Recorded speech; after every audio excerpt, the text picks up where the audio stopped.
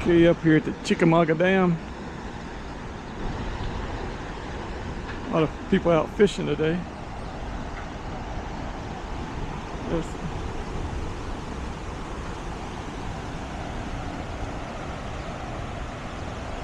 This is the easternmost part of the Riverwalk, and we're going to do a little bit of the Riverwalk today, starting here at the eastern part, heading toward downtown.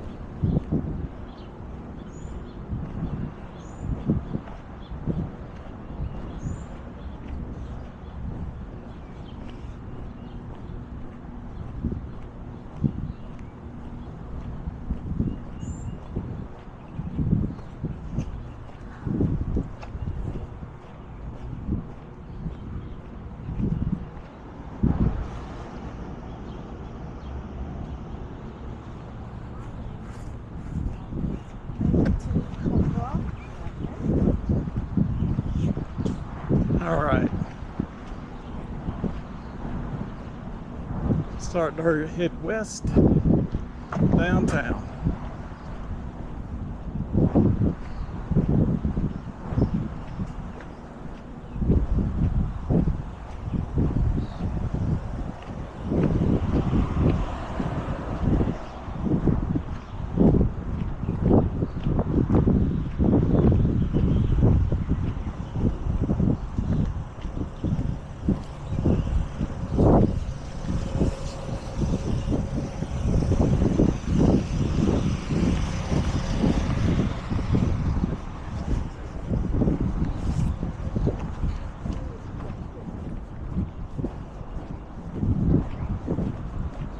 This is a river walk, so the whole walk is along the river.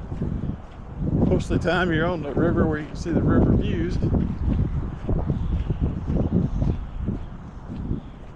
Here on the left is Chattanooga State.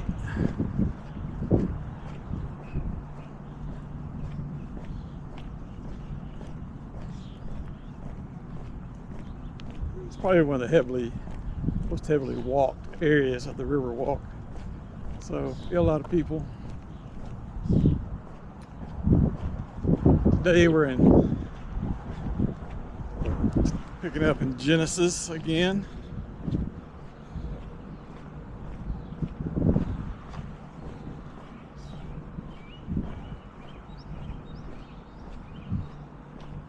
Get my stuff together here.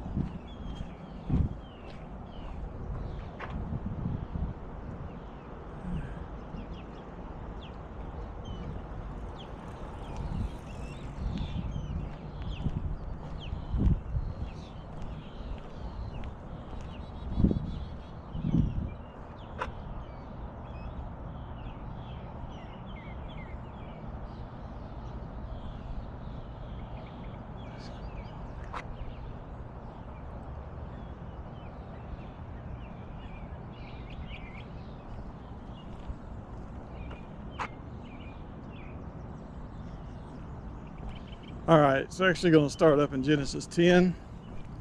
We left off, with the account of Noah going through the flood and the rainbow covenant, if you will, and talking about Ham and his sin and how Canaan was punished for Ham's sin.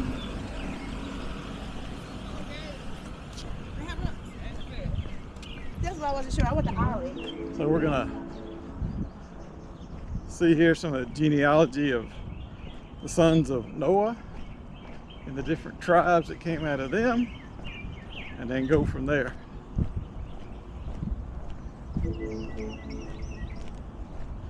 I know you're talking about genealogy. It sounds like, nah, it's kind of boring, but it's actually, if you pay attention, you can understand where some of these tribes and different peoples that we hear throughout the Bible came from.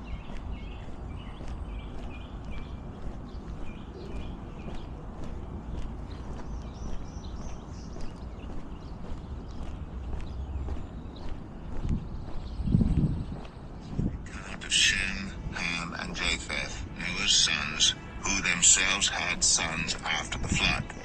The sons of Japheth: Gomer, Magog, Madai, Javan, Tubal, Meshech, and Tiras. The sons of Gomer: Ashkenaz, Riphath, and Togarmah. The sons of Javan: Elisha, Tarshish, the Kittites, and the Rodanites. From these the maritime people spread out into their territories by their clans within their nations, each with its own language. The sons of Ham: Cush, Egypt, Put, and Canaan. The sons of Cush: Seba, Havilah, Sabta, Ramah, and Sabtica. The sons of Ramah: Sheba and Dedan. Cush was the father of Nimrod, who became a mighty warrior on the earth. He was a mighty hunter before the Lord. That is why it is said, like Nimrod, a mighty hunter before the Lord. The first centers of his kingdom were Babylon, Uruk, Akkad,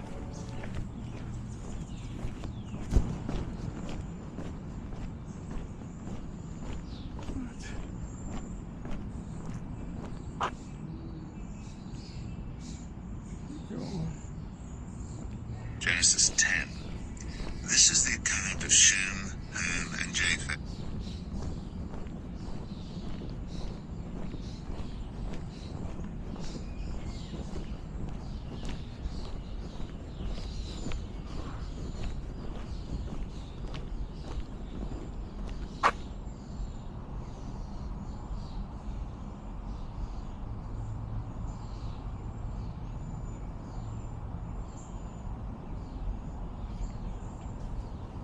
Noah's sons, who themselves had sons after the flood. The sons of Japheth: Gomer, Magog, Madai, Javan, Tubal, Meshech, and Tiras. The sons of Gomer: Ashkenaz, Riphath, and Togarmah. The sons of Javan: Elisha, Tarshish, the Kittites, and the Rodanites. From these the maritime people spread out into their territories by their clans within their nations, each with its own language. The sons of Ham: Cush, Egypt, Put, and Canaan. Sons of Cush: Seba, Havilah, Sabta, Ramah, and Sabtica. The sons of Ramah: Sheba and Dedan. Cush was the father of Nimrod, who became a mighty warrior on the earth. He was a mighty hunter before the Lord. That is why it is said, like Nimrod, a mighty hunter before the Lord. The first centers of his kingdom were Babylon, Uruk, Akkad, and Calneh in Shinar. From that land he went to Assyria, where he built Nineveh, Rehoboth, Ir, Calah, and Resen, which is between Nineveh and Calah, which is the great city. Egypt was the father of the Ludites, the Anamites, Lehabites, Naphtuhites, Pathrasites, Caslahites, from whom the Philistines came, and Caphtorites. Canaan was the father of Sidon, his firstborn, and of the Hittites, Jebusites, Amorites, Girgashites, Hivites, Archites, Sinites, Arvadites, Zemarites, and Hamathites. Later the Canaanite clans scattered, and the borders of Canaan reached from Sidon toward Gerar as far as Gaza, and then towards Sodom, Gomorrah, Admah, and Zeboim as far as Lasha. These are the sons of Ham by their clans and languages in their territories and nations. Sons were also born to Shem, whose older brother was Japheth. Shem was the ancestor of all the sons of Eber. The sons of Shem: Elam, Ashur, Arphaxad, Lud, and Aram. The sons of Aram: Uz, Hul, Gether, and Meshech. Arphaxad was the father of Shelah, and Shelah the father of Eber.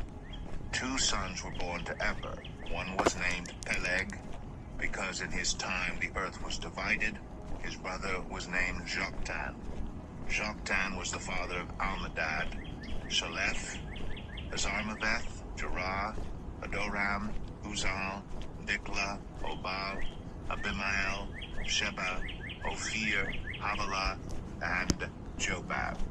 All these were sons of Joktan. The region where they lived stretched from Mesha towards Saphar, in the eastern hill country. These are the sons of Shem by their clans and languages in their territories and nations. These are the clans of Noah's sons, according to their lines of descent within their nations. From these, the nations spread out over the earth after the flood. Genesis 11. Now the whole world had one language and a common... Pause right there just a minute before we get into 11. So you can see, especially through Ham's son Canaan, all the different tribes, peoples who the Israelites clashed with over the years, especially through the conquering through Joshua of the Promised Land, and then throughout, really Israel's history for a long period of time, with all the ites, and even saw that the Israelites were not allowed to marry into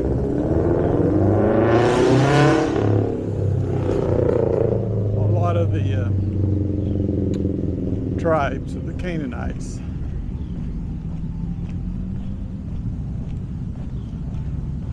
So just reading through the Bible, just keep that in mind. Kind of here's the foundation of it. And it all went back to Ham and his sin, which Canaan, his son, was punished for. It said he would be a servant to all the other sons of Noah and their offspring.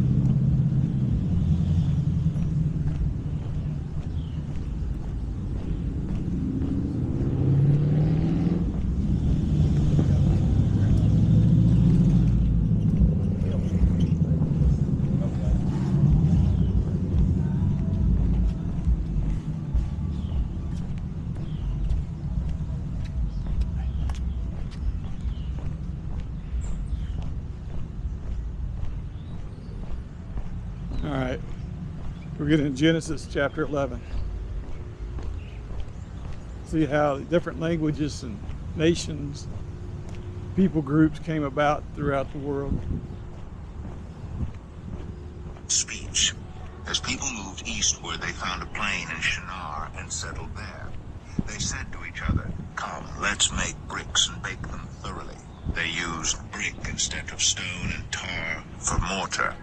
Then they said, "Come, let us build ourselves a city with a tower that reaches to the heavens, so that we may make a name for ourselves. Otherwise we will be scattered over the face of the whole earth."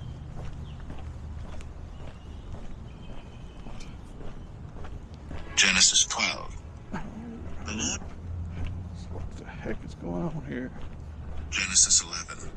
Now the whole world had one.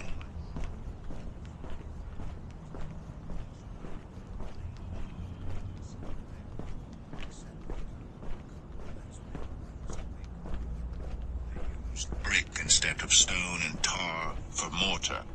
Then they said, "Come, let us build ourselves a city with a tower that reaches to the heavens, so that we may make a name for ourselves. Otherwise we will be scattered over the face of the whole earth."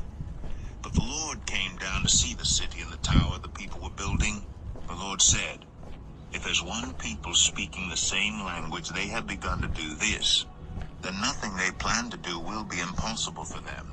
Come, let us go down and confuse their language so they will not understand each other." So the Lord scattered them from there over all the earth, and they stopped building the city. That is why it was called Babel, because there the Lord used the language of the whole world. From there the Lord scattered them over the face of the whole earth. This is the account of Shem's family line. 2 years after the flood, when Shem was 100 years old, he became the father of Arphaxad. And after he became the father of Arphaxad, Shem lived 500 years and had other sons and daughters. When Arphaxad had lived 35 years, he became the father of Shelah. And after he became the father of Shelah, Arphaxad lived 403 years and had other sons and daughters. When Shelah had lived 30 years, he became the father of Eber. And after he became the father of Eber, Shelah lived 403 years and had other sons and daughters. When Eber had lived 34 years, he became the father of Peleg. And after he became the father of Peleg, Eber lived 430 years and had other sons and daughters. When Peleg had lived 30 years, he became the father of Reu. And after he became the father of Reu, Peleg lived 209 years and had other sons and daughters. When Reu had lived 32 years, he became the father of Serug. And after he became the father of Serug, Reu lived 207 years and had other sons and daughters. When Serug had lived 30 years, he became the father of Nahor. And after he became the father of Nahor, Serug lived 200 years and had other sons and daughters. When Nahor had lived 29 years, he became the father of Terah. And after he became the father of Terah, Nahor lived 119 years and had other sons and daughters. After Terah had lived 70 years, he became the father of Abram, Nahor, and Haran. This is the account of Terah's family line. Terah became the father of Abram, Nahor, and Haran. And Haran became the father of Lot. While his father Terah was still alive, Haran died in Ur of the Chaldeans, in the land of his birth. Abram and Nahor both married. The name of Abram's wife was Sarai, and the name of Nahor's wife was Milcah. She was the daughter of Haran, the father of both Milcah and Iscah. Now Sarai was childless, because she was not able to conceive. Terah took his son Abram, his grandson Lot, son of Haran, and his daughter-in-law Sarai, the wife of his son Abram, and together they set out from Ur of the Chaldeans to go to Canaan. But when they came to Haran, they settled there. Terah lived 205 years. All right.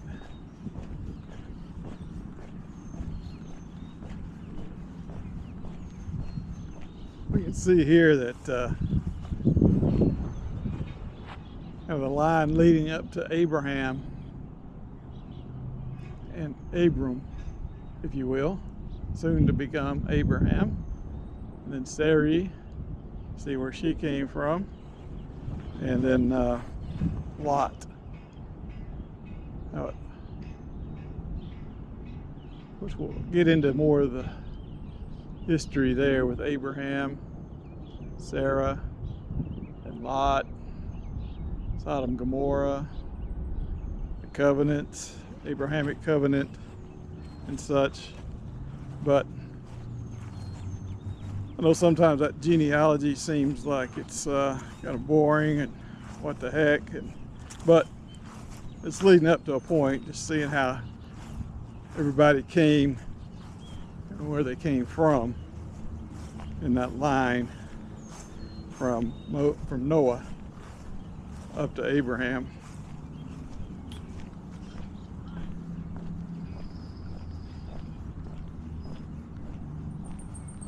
And one thing also to note, if you're listening to that, is where Abraham came from and then where his family moved up to. And we'll see here in a little bit where Abraham was called, and he followed his calling, not knowing where he's going, but we'll see more of that shortly.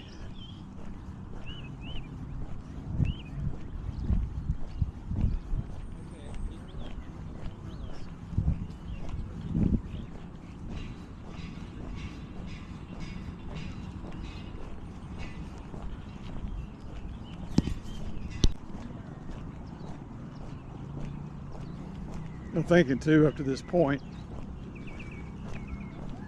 going back to the Tower of Babel and how man's pride building the tower, kind of congregating together, not spreading out. So God said, you know,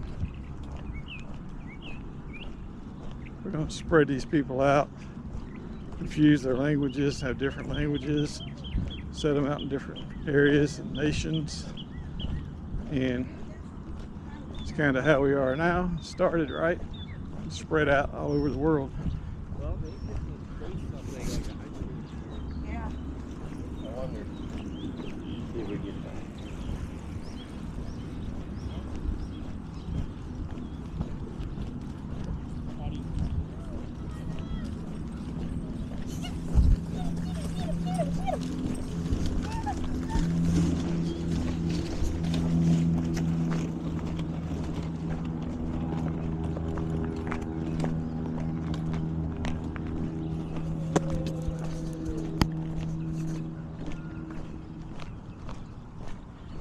All right, so we'll continue on with God's word. He died in Haran. Genesis 12. The Lord had said to Abram, "Go from your country, your people, and your father's household to the land I will show you. I will make you into a great nation, and I will bless you. I will make your name great, and you will be a blessing. I will bless those who bless you, and whoever curses you, I will curse. And all peoples on earth will be blessed through you." So Abram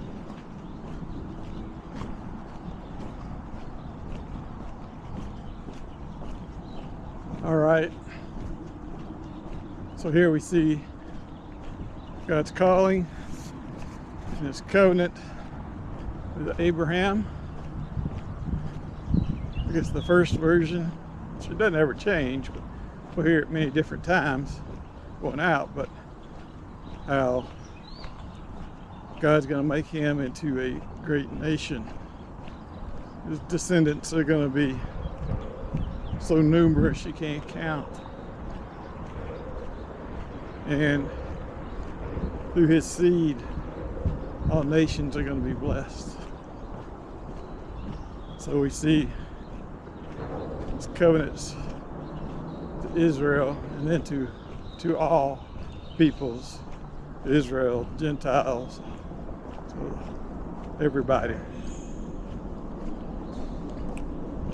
And see how Abraham, through his faith in God, it was counted to him as righteousness. So his faith and obedience, God blessed him and his descendants.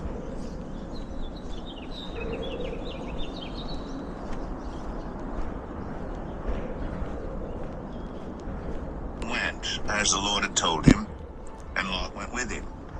Abram was 75 years old when he set out from Haran. He took his wife Sarai, his nephew Lot, all the possessions they had accumulated, and the people they had acquired in Haran, and they set out for the land of Canaan, and they arrived there. Abram traveled through the land as far as the site of the great tree of Moreh at Shechem. At that time the Canaanites were in the land. The Lord appeared to Abram and said, "To your offspring I will give this land." So he built an altar there to the Lord who had appeared to him. From there he went on toward the hills east of Bethel, and pitched his tent with Bethel on the west and Ai on the east. There he built an altar to the Lord and called on the name of the Lord. Then Abram set out and continued toward the Negev. Now there was a famine in the land, and Abram went down to Egypt to live there for a while because the famine was severe. As he was about to enter Egypt, he said to his wife Sarai. All right, so now we see the area that God had called Abraham to. Abraham went. You know, even though he was called there, it wasn't all perfect. You see a drought and various other things that happened because of the drought.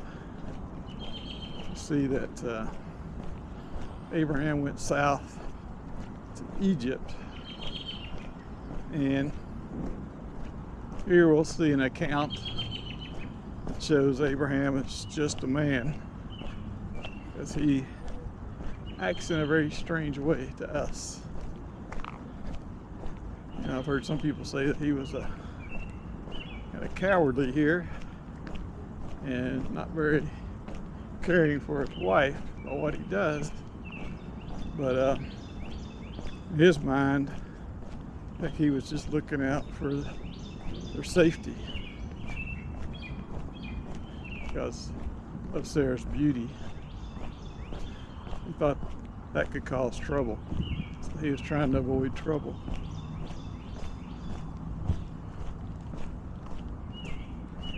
I know what a beautiful woman you are. When the Egyptians see you, they will say, "This is his wife." Then they will kill me, but will let you live. Say you are my sister, so that I will be treated well for your sake, and my life will be spared because of you. When Abram came to Egypt, the Egyptians saw that Sarai was a very beautiful woman. And when Pharaoh's officials saw her, they praised her to Pharaoh, and she was taken into his palace.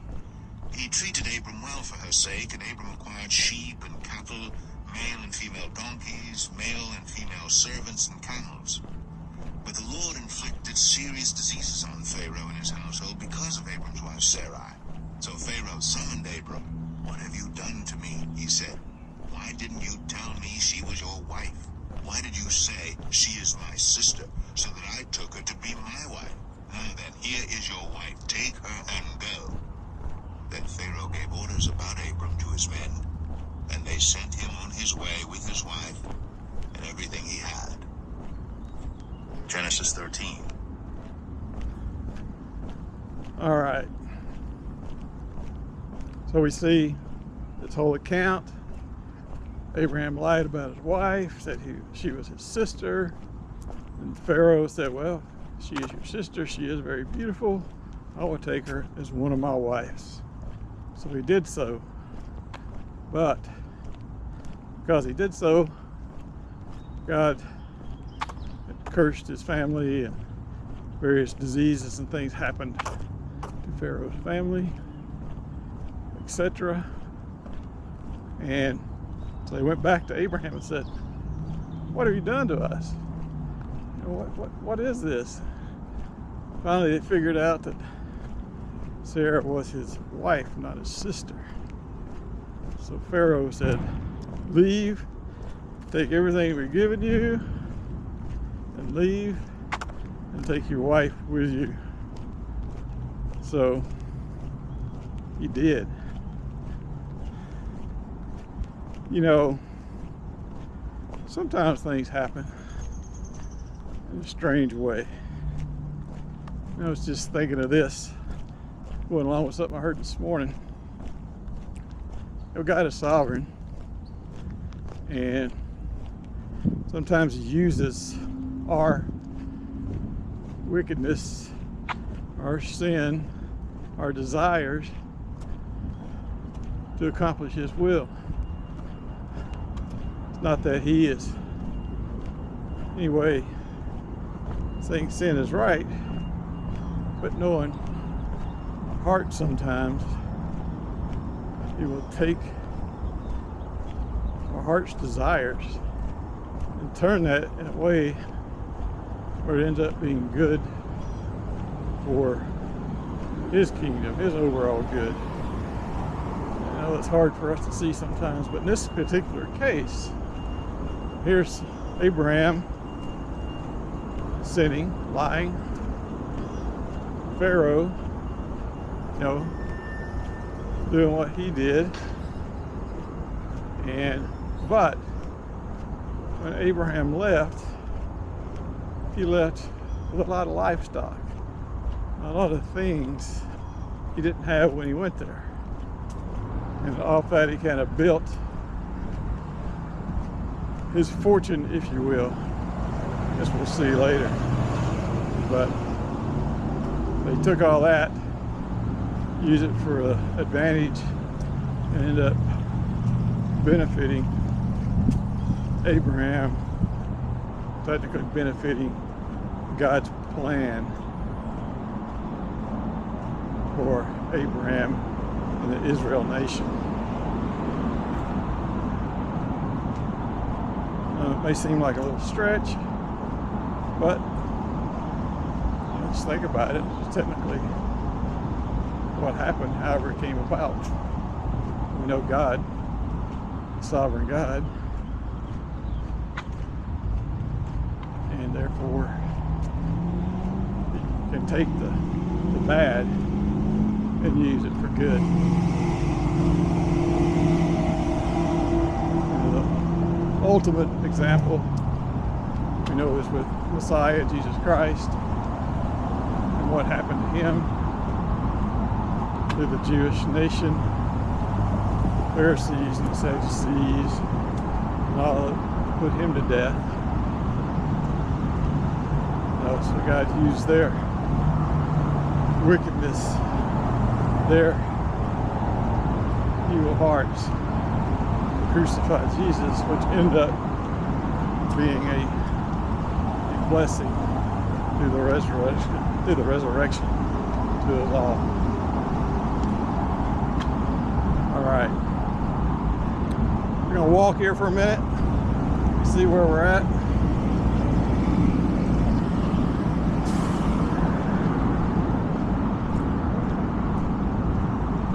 All right, I think we'll do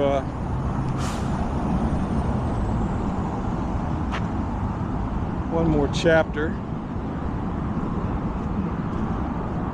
We'll learn a little more of the history of the Israelites.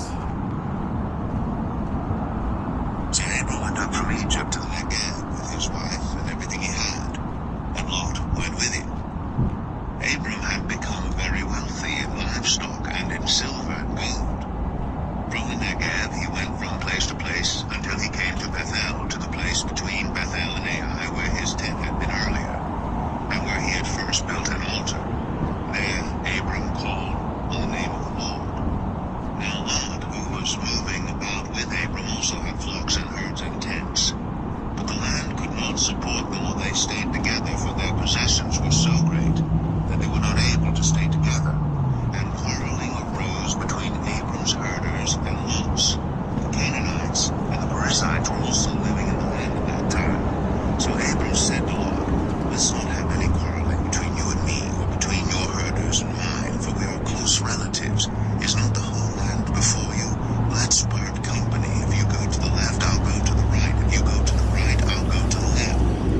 Lot looked around and saw that the whole plain of the Jordan toward Zoar was well watered, like the garden of the Lord, like the land of Egypt. This was before the Lord destroyed Sodom and Gomorrah. So Lot chose for himself the whole plain of the Jordan and set out toward the east. The two men parted company. Abram lived in the land of Canaan, while Lot lived among the cities of the plain, and pitched his tents near Sodom. Now the people of Sodom were wicked, and were sinning greatly against the Lord. The Lord said to Abram after Lot had parted from him, "Look around from..." All right, we're gonna pause here for just a minute. Let me get rid of some of this noise.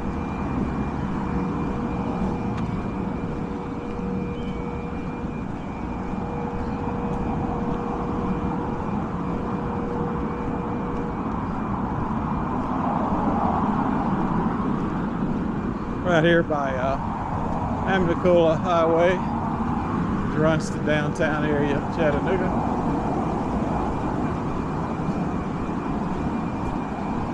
Because of the manufacturing, we had to kind of bump up away from the river a little bit, more toward the road.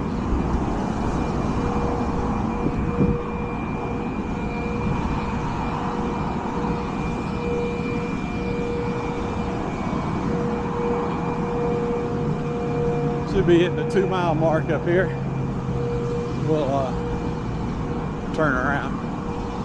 I mean, this river walk, I think totally it goes 11 miles. we'll hit another section another day. I think the southwest end of the Riverwalk has been disturbed a little bit right now by the construction of the new baseball stadium and all the development going on around that.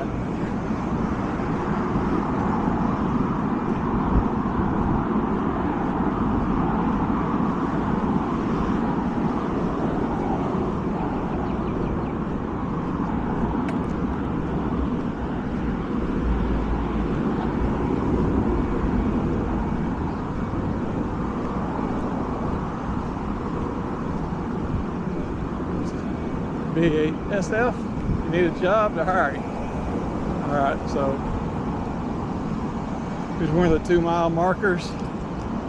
So we started basically at 0, going 2 miles. So we'll turn around.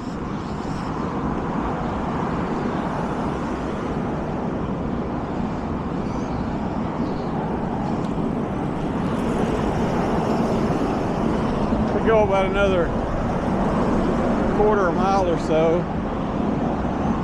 The Riverwalk will intersect in with the greenway that runs over to East Ridge. It goes through Brainerd, ends up at Camp Jordan. That's nice. I think that ride right there itself, or walk, I've just ridden on a bike, I hadn't walked it. It's about 11 miles, I think, round trip. Might be one way, I can't remember. I think it's round trip. All right, so we'll head back down toward the dam.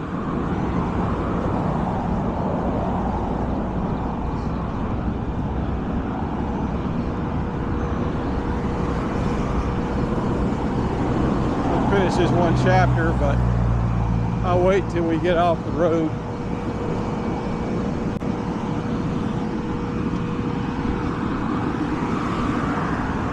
I guess you caught the part when Abraham came up out of Egypt, he became very rich. Then they went back to the land, and him and Lot grew and grew their livestock. They were kind of running all over each other, if you will. So they decided they needed to separate. So Abraham let Lot choose where he wanted to go, what land he wanted. And then Abraham went the other direction.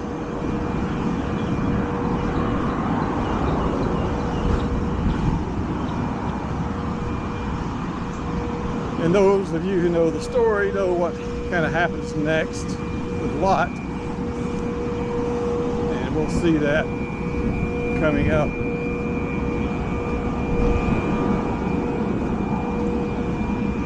I keep thinking I'm going to skip, but it's hard to skip over some of the story here in Genesis.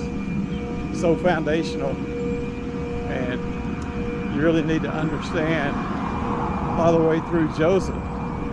You know, and kind of shows the history and how Israel became enslaved in Egypt, and from there. But it's amazing how God's hand was upon Israel, Abraham, as they grew into the nation they became. But the thing about it is, when they went down back to Egypt because of another drought, after Joseph ended up in Egypt, I won't give away any spoiler alert, any details there, but when Jacob, whose new name was Israel, came with his clan to Egypt because of Joseph, There were only 70 of them.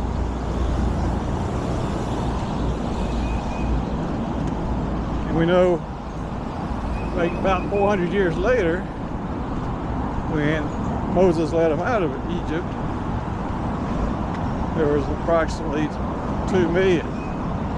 So they grew into this great nation.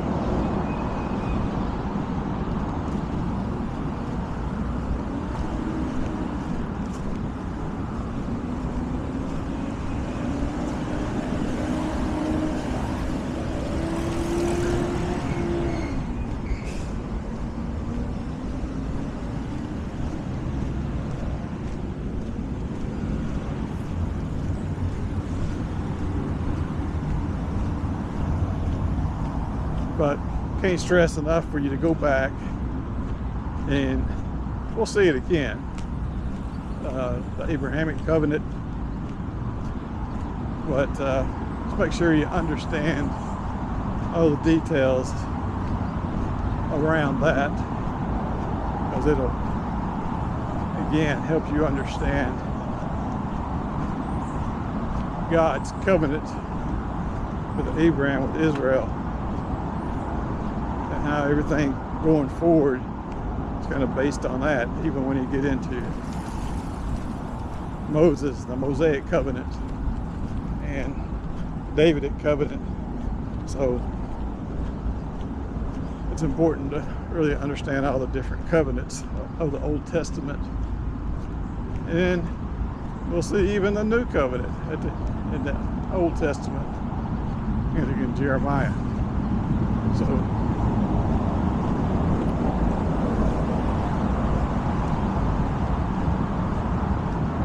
all right, crank back up the Bible reading.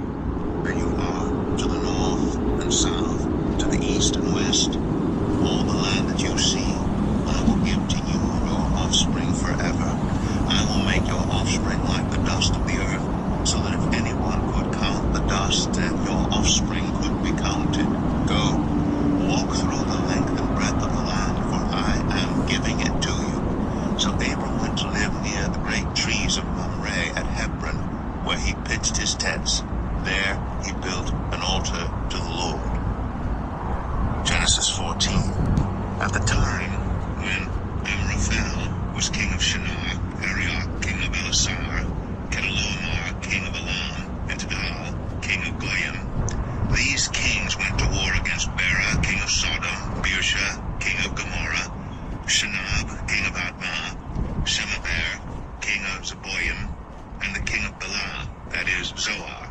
All these latter kings joined forces in the valley of Siddim, that is the Dead Sea Valley.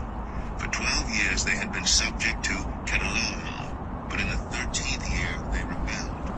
In the 14th year, Chedorlaomer and the kings allied with him went out and defeated the Rephaites in Ashtoreth, Karnaim, the Zlizites in Ham, the Emites in Shaveh Kiriathaim, and the Horites in the hill country of Seir, as far as El Paran near the desert.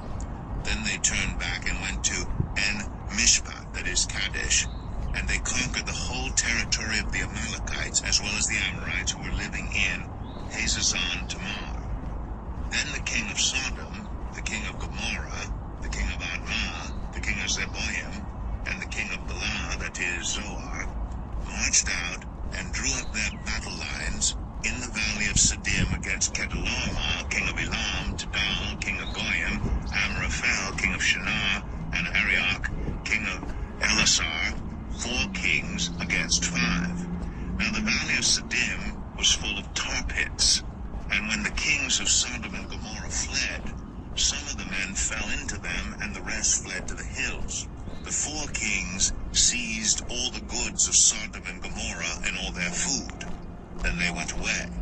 They also carried off Abram's nephew Lot and his possessions, since he was living in Sodom. A man who had escaped came and reported this to Abram the Hebrew. Now Abram was living near the great trees of Mamre, the Amorite, a brother of Eshcol and Aner, all of whom were allied with Abram. When Abram heard that his relative had been taken captive, he called out the 318 trained men born in his household and went in pursuit as far as Dan. During the night, Abram divided his men to attack them, and he routed them, pursuing them as far as Hobah, north of Damascus. He recovered all the goods and brought back his relative Lot and his possessions, together with the women and the other people. After Abram returned from defeating Chedorlaomer and the kings allied with him, the king of Sodom came out to meet him in the valley of Shaveh, that is, the king's valley. Then Melchizedek, king of Salem, brought out bread and wine. He was priest of God Most High, and he blessed Abram, saying, "Blessed be Abram by God Most High, creator of heaven and earth, and praise be to God Most High, who delivered your enemies into your hand." Then Abram gave him a tenth of everything. The king of Sodom said to Abram, "Give me the people and keep the goods for yourself." But Abram said to the king of Sodom, with raised hand, "I have sworn an oath to the Lord, God Most High, creator of heaven and earth, that I will accept nothing belonging to you, not even a thread or the strap of a sandal, so that you will never be able to say, 'I made Abram rich.' I will accept nothing but what my men have eaten, and the share that belongs to the men who went with me, to Aner, Eshcol, and Mamre. Let them have their share." Genesis 15. After Hold it this, right there. the word All right. So we see again some things are setting the stage here for the whole Sodom and Gomorrah, and the things that we're familiar with Lot and how Abram went to rescue him and pull him out from the evil folks, and kind of setting the stage. See the different battles that were going on between the different kings, and Abraham had interfered. And then he met Melchizedek, high priest. We see a lot of people point out that this is the first time we really see maybe a tithe or something with the priest involved.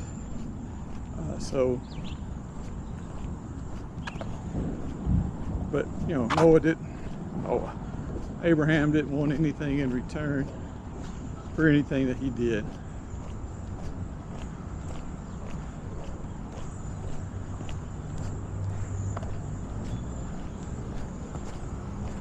But again, we'll see Melchizedek later on, you know, because as it says, he was a type of the Messiah because he was a high priest, and also there's no record of his death. So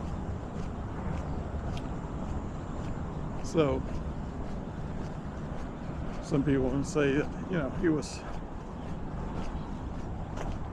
definitely a man of God, as he was pointed out. And see how Abraham honored him.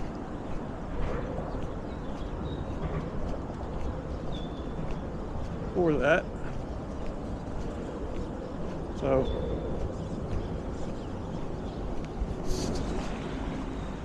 just keep Melchizedek in your back pocket. He comes up again in the New Testament.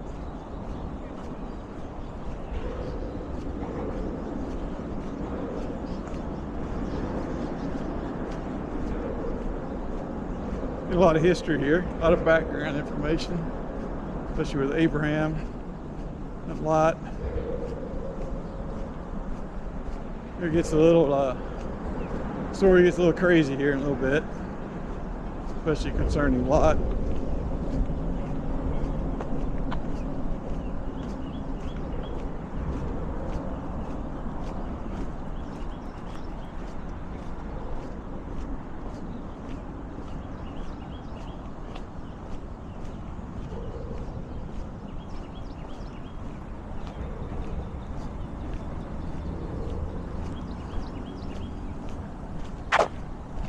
hanging on here. It started to rain. Don't want my phone to be ruined since I just got it. So bear with me. Yeah, this next chapter is going to say about Abraham wanting a child.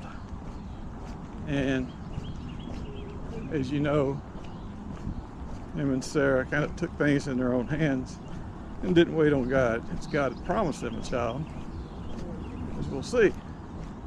But sometimes we run out ahead of God, and sometimes, a lot of the times, probably 80% of the time, we want to take things in our own hands. When we do that, usually there's consequences. Things can seem good, but whether or not in God's will, they don't turn out the way we had hoped. But even through that, there can be blessings. All right, I'm gonna try this. The Lord came to Abram in a vision. Do not be afraid, Abram. I am your shield, your very good reward. But Abram said, Sovereign Lord, what can you give me since I remain childless? And the one who will inherit my estate is Eliezer of Damascus. And Abram said, You have given me no children, so a servant in my household will be my heir. Then the word of the Lord came to him, This man will not be your heir, but a son who is your own flesh and blood will be your heir. He took him outside and said, Look up at the sky and count the stars, if indeed you can count them.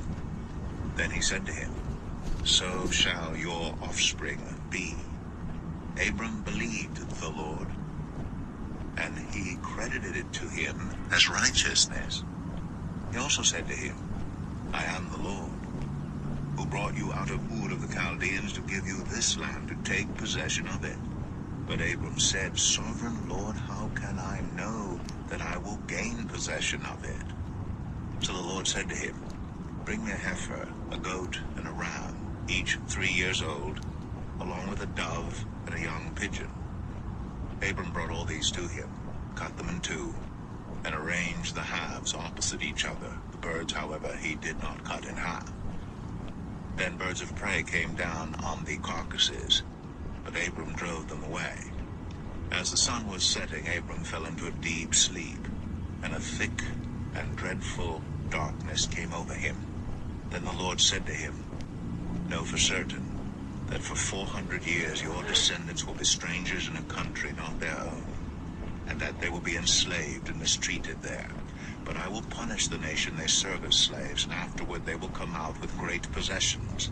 You, however, will go to your ancestors in peace and be buried at a good old age. In the 4th generation your descendants will come back here, for the sin of the Amorites has not yet reached its full measure. When the sun had set and darkness had fallen, a smoking fire pot with a blazing torch appeared and passed between the pieces. On that day, the Lord made a covenant with Abram and said, To your descendants I give this land, from the Wadi of Egypt to the great river the Euphrates, the land of the Kenites, Kenizzites, Cadmonites, Hittites, Perizzites, Rephites, Amorites, Canaanites, Girgashites, and Jebusites. Genesis 16. Now Sarai, Abram's wife, had borne him no children, but she had an Egyptian slave named Hagar. So she said to Abram, The Lord has kept me from having children. Go sleep with my slave. Perhaps I can build a family through her. Abram agreed to what Sarai said. So after Abram had been